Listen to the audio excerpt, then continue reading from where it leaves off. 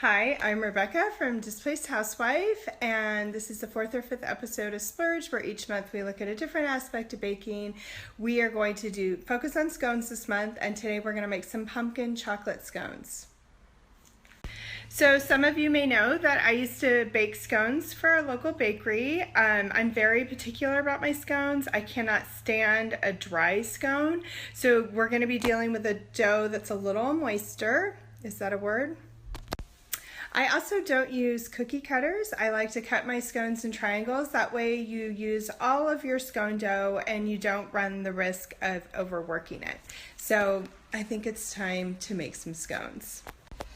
In this bowl, I have a mixture of all-purpose flour, cake flour, sea salt, brown sugar, 5-spice powder, and I think that's it. We're gonna whisk it together really good. I have some super cold, unsalted butter.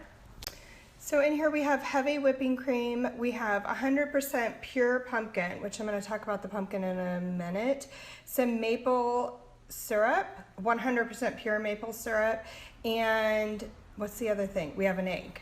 Okay, so a couple notes. First of all, I want you to use 100% pure pumpkin, and I don't know if I'm supposed to mention brands or not, but the Libby's is the absolute best and has the best pumpkin flavor of any canned pumpkin. The other thing I want to mention is you really need to make sure that your butter is super cold and that your cream wet mixture here is also super cold. You could set them in the freezer while you're whisking and prepping everything just to keep them icy.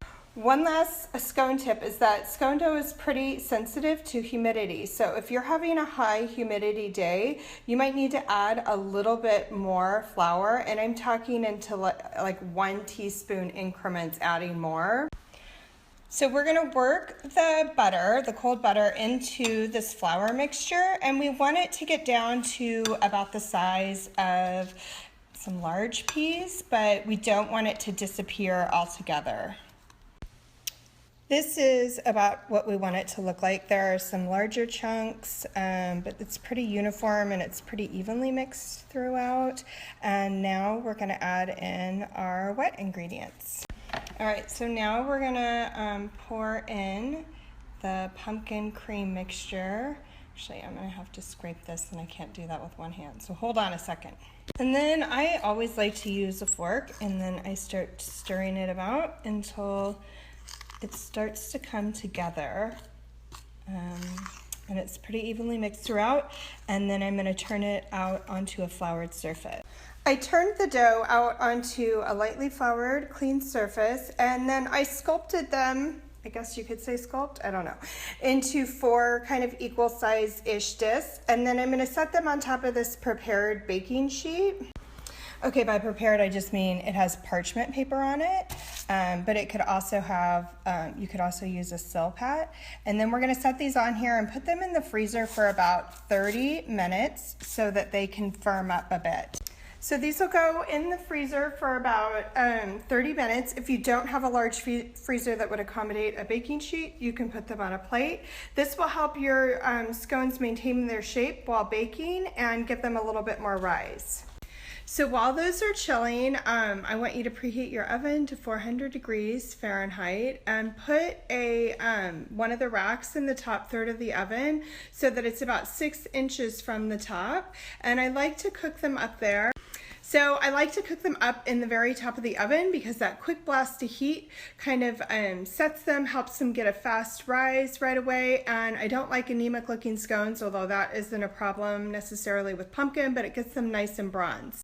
So instead of, if your hands are getting a little bit sticky while you're futzing with the dough, grab more flour and rub your hands together to get that stickiness off. Don't wash your hands because it'll only make it worse. Okay, that's it. I just got these out of the freezer and I used a super sharp knife to cut each disc into 4 petite scones. I'm going to move them out so they have about 2 inches of room between each other, and then I'm going to pop them in the oven.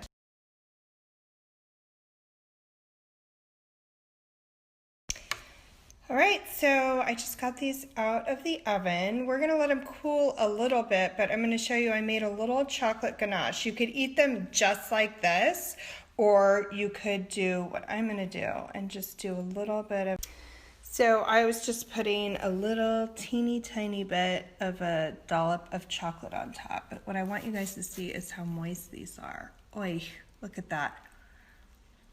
That's so good.